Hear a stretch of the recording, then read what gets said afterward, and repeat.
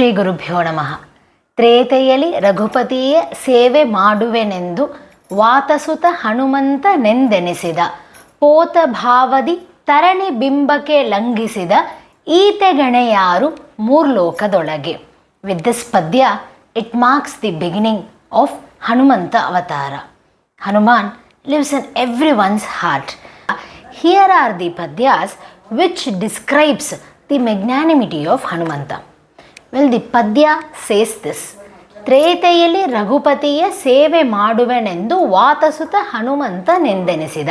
ತ್ರೇತೆಯಲ್ಲಿ, in the Treta Yuga, ರಘುಪತಿಯ ಸೇವೆ ಮಾಡುವೆನೆಂದು, in order to offer his service to the Raghupati, the Supreme Lord Rama, he incarnated. Who? Vatasuta Hanumantanendenisida. Hanuman incarnated. Vatasuta. Vata is Vayu Bhagavan. So as a son of Vayu Bhagavan himself incarnated as Hanuman in the Treta Yuga, is the brief explanation of the first two padya. Now there are two incidences which actually correlate to the Hanumanta Avatara that took place in the Treta Yuga. The incident number one is that there was a Kapi Raja, king of Kapi, Kesari, and his wife Anjana Devi. They both were living in Meru Parvata, the mountain Meru. In that same residence, there lived a Rishi called Bharadwaja Rishi in his ashrama. So once when Bharadwaja Rishi was observing penance, a Rakshasa or an Asura named Shankha Shabala, he came there to attack the Rishi. And Kesari, immediately noticing this, he jumped upon the Rakshasa who came in the form of an elephant, and he destroyed the Rakshasa. So after the Rakshasa Samhara, Bharadwaja Rishi was very happy as he was saved by this Kapi Raja Kesari. So he calls Kesari and says, "What do you want? Tell me, what boon do you want?" To which Kesari says, "I have been bereft of progeny for a few years now. What I need is a putra bhagya, is a son who is filled with auspicious attributes. He should be a fruit of attributes, which means he should have all the infinite great auspicious attributes. And there should be no one who can be compared to him other than the Supreme Lord Sri Hari," says Kesari. And Bharadwaja Rishi blesses this Kapiraja Kesari. So this is incident number one. Incident number two is that Kesari, once while wandering in the forest, he reaches the ashrama of Matanga Rishi. There Matanga Rishi, while talking to Kesari, asks him about his wellness, etc. There Kesari expresses his grief of not having a progeny or an offspring for a lot of years now. And then Matanga Rishi blesses Kesari and orders Kesari to perform particular type of seva to the Supreme Lord Sri Hari, staying at the holy place of Akasha Ganga at the Venkatachala, the mountain Venkatachala. So there Kesari goes with Anjana Devi and they observe penance there for few years.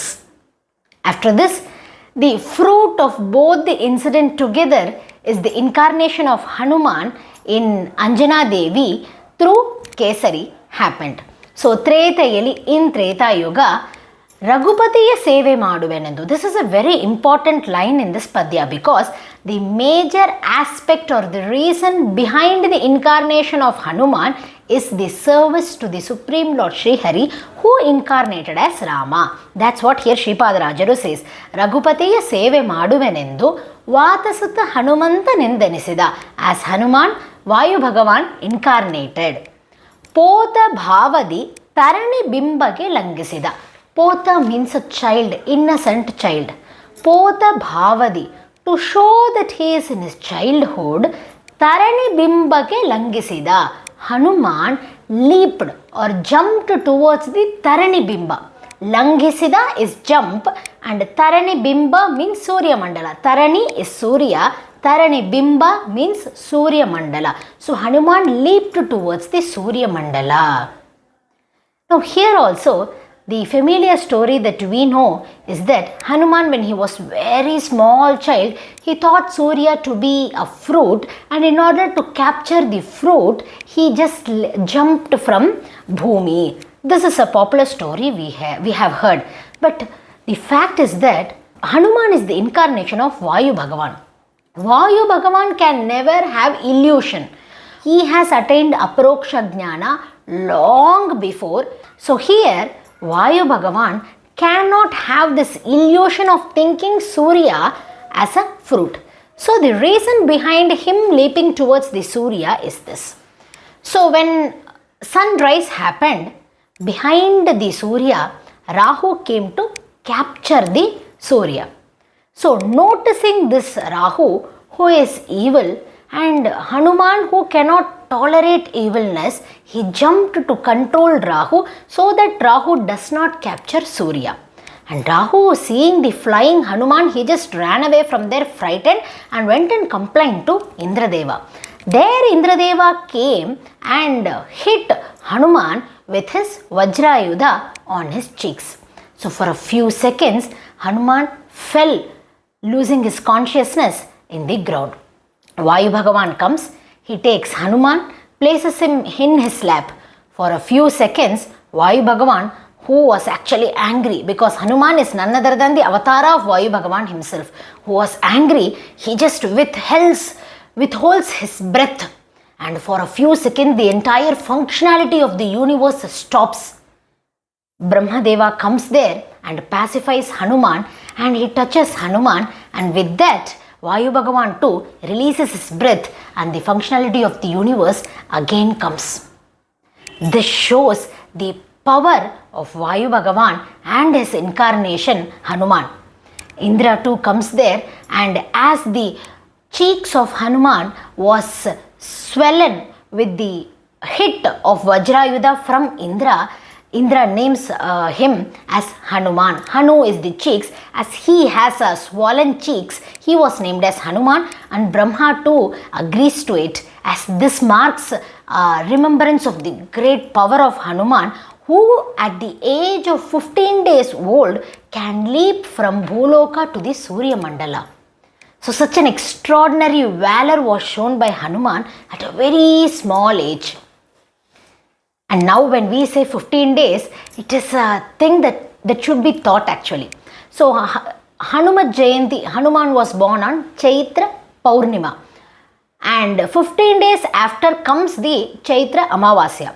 On that day, it was Rahu who tried to capture Surya. That is when the eclipse happened. Surya eclipse happens on the day of Amavasya. On that day, in order to control Rahu, Hanuman flew. So he was just 15 days old, a very small child, full of valor. He exhibited his valor there. Ite genayaru murlokadolage. Can there be anyone who can be compared to that person who could fly a 1 lakh yojana distance at the age of 15 days old? Asks Sripadarajaru.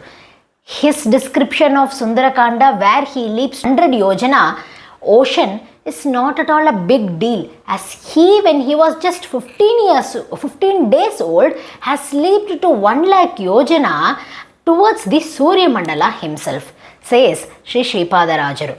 So the brief explanation brings here that in the Treta Yuga, Raghupatiya Seve Maduvenendu, the primary aim of Hanuman to service his Lord Rama, Vatasuta Hanumantanendenisida. As the son of Vayu Bhagavan, he himself incarnated, named Hanuman. Pota Bhavadi, in order to exhibit his childhood, Tarani Bimbake Langisida, he leaped or jumped towards the Surya Mandala. Ita Genayaru Murlokadalage. Can there be anyone who can be compared to him in this 3 loka? Again, 3 loka does not mean the 3 of the 14 lokas. 3 loka means all the 14 lokas. The Antariksha loka, where there are 6 lokas, and the Bhuloka 7, and the Patala lokas, where there are a set of 7 lokas. So can there be anyone who can be compared to him in this set of 14 lokas? Asks Sripadarajaru. Well, the answer is very familiar. It's a no. That is why he is a Jivottama, the one who is above all the jivas, superior in the category of jivas. It is only the Bhagavan and Lakshmi Devi who is superior to him. With this, we'll move on to the Padya number 6 in our next episode. Shri Krishnarpanamastu.